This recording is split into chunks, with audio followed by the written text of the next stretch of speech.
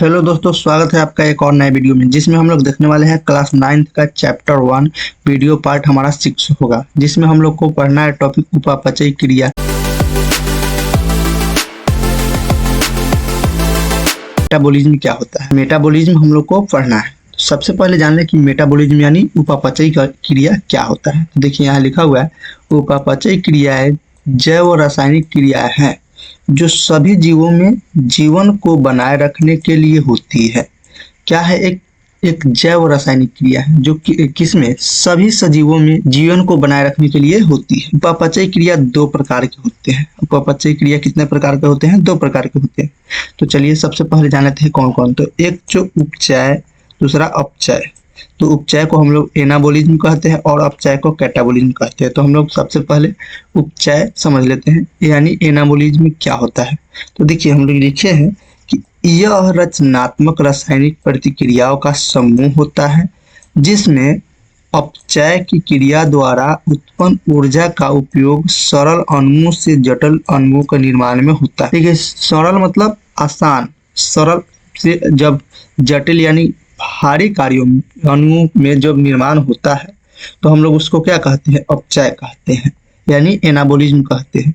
इस क्रिया द्वारा सभी आवश्यक पोषक तत्व शरीर के अन्य भागों तक आवश्यकता अनुसार पहुंचाए जाते हैं, जिससे नए कोशिकाओं या ऊतकों का निर्माण होता है। अपचय को समझ लिए होंगे, अब चलिए हम लोग अपचय को समझते हैं। तो देखिए यहाँ अपचय लिखा हुआ है, यानी कैटाबोलिज्म। इस प्रक्रिया में जटिल कार्बनिक पदार्थों का विघटन होकर सरल अणुओं का निर्माण होता है तथा कोशिकीय श्वसन के दौरान ऊर्जा का निर्माण होता है। देखिए अपचय क्या होता है, यानी कैटाबोलिज्म क्या होता है।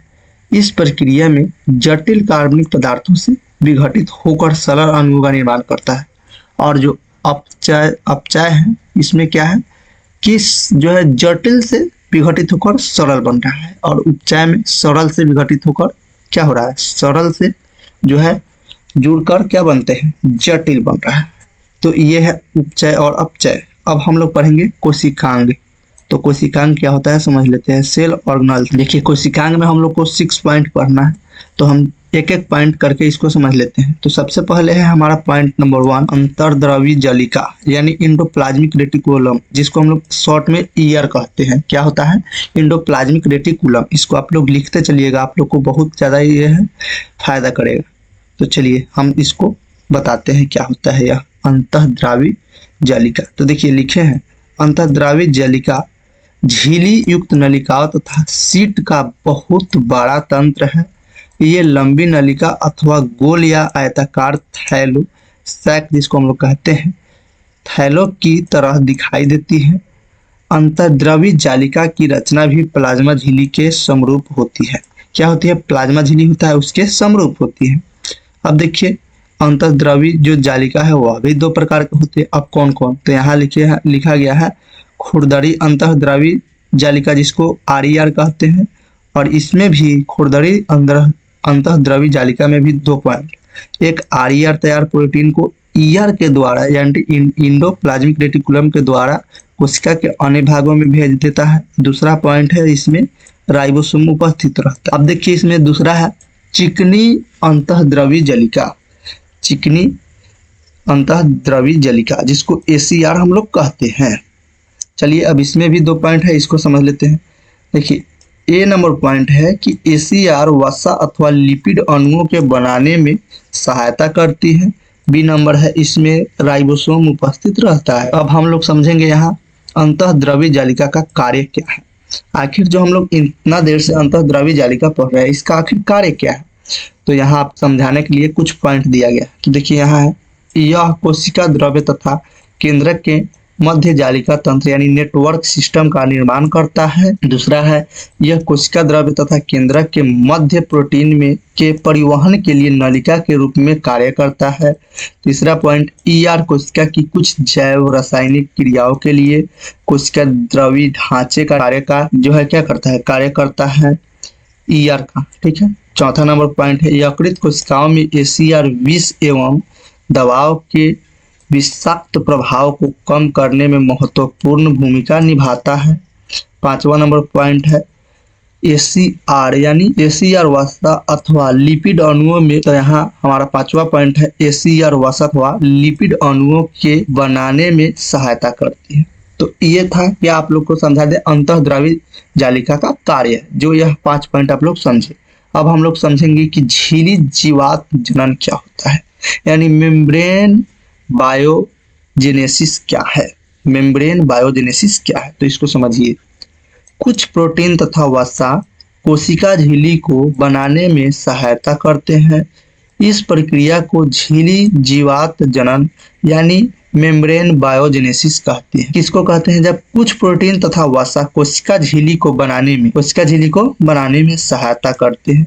इस प्रक्रिया को झिल्ली जीवात जनन यानी मेम्ब्रेन बायोजेनेसिस कहते हैं। तो 1 नंबर पॉइंट जो था हमारा वह कंप्लीट हुआ। अब हम लोग दूसरा नंबर पॉइंट पढ़ेंगे यहाँ गोल्जी उपकरण या गोल्जी बॉडी जिसको हम लोग कहते हैं। गोल्जी जो है बॉडी हम लोग को इसमें पढ़ना है। तो सबसे पहले यहाँ लिखा हुआ है यह झिल्ली युक्त पुटिका है जो एक दूसरे के ऊपर समांतर रूप से सजी रहती है, जिन्हें कुंडिका कहते हैं। क्या कहते हैं? कुंडिका कहते हैं। इसको आप लोग याद रखिएगा। अब गोल्जी उपकरण का क्या कार्य है इसको समझिए। देखिए यहाँ लिखा गया है पॉइंट नंबर 1, यह ईआर के झिल्लियों से जुड़कर जटिल झिल्ली तंत्र के दूसरे भाग को बनाती है। ईआर मतलब इंडोप्लाज्मिक रेटिकुलम, जिसको आप लोग ध्यान दीजिएगा। ईआर का मतलब इंडोप्लाज्मिक रेटिकुलम लिखा है। यह ईआर की झिल्लियों से जुड़कर जटिल झिल्ली तंत्र के दूसरे भाग को बनाती है। दूसरा नंबर है ईआर में संश्लेषित पदार्थों के लिए पैकेजिंग का कार्य करता है। मतलब इंडोप्लाज्मिक रेटिकुलम में संश्लेषित पदार्थों के लिए पैकेजिंग का कार्य करता है। तीसरा पॉइंट है गोल्जी उपकरण में सामान्य शर्करा से जटिल शर्करा बनती है। चौथा नंबर पॉइंट है इसके द्वारा लाइसोसोम को भी बनाया जाता है। तो दोस्तों हम वीडियो को यहीं तक समाप्त करते हैं। यह वीडियो पार्ट हमारा 6 था। वीडियो पार्ट 7 में हम लोग देखेंगे अन्य टॉपिक मतलब हम लोग ब्लैक रिएक्शन देखेंगे। तीसरा नंबर पॉइंट हमारा राइबोसोम देखेंगे। ये सब जो है ये टॉपिक हम लोग देखेंगे।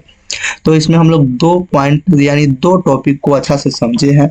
अब हम लोग वीडियो पार्ट 7 में देखेंगे ब्लैक रिएक्शन क्या होता है, आगे आपको राइबोसोम क्या होता है, इन सब बारे में आपको बताना है। अगर आप सब अभी तक इस चैनल को सब्सक्राइब नहीं किए हैं तो सबसे पहले आप सब इसको सब्सक्राइब करें। उसके बाद वीडियो को लाइक करें, एक कमेंट जरूर करें कि यह वीडियो आपको कैसा लगा। अगर आपको कोई टॉपिक आपको समझ में नहीं आया हो तो आप कमेंट करके बता सकते हैं। आपको कमेंट जब कीजिएगा तो उसमें रिप्लाई भी दिया जाएगा या अलग से वीडियो बनाकर भी अपलोड किया जाएगा।